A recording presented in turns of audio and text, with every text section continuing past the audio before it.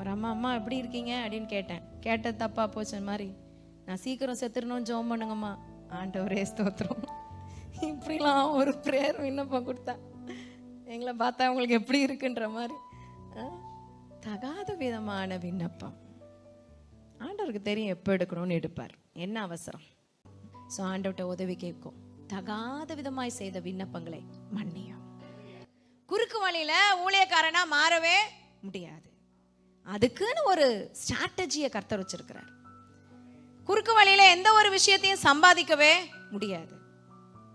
அது நேர் வழியில தான் போகணும். சண்டைனா வீட்டில் போய் ஜெபம் பண்றது, ஆண்டவரே என் புருஷன் காலை உடையும். இப்படிலாம் பார்த்துருக்கேன் நான். உண்மையா அவர் பேசுறார், இந்த பேச்சுக்கு அந்த வாய் ஏதாவது ஆகணும் ஆண்டவரே. அப்புறம் யார் கஷ்டப்படுறது? இப்படிலாம் ஜெபிக்க கூடாது. தகாத விதமான ஜெபம்.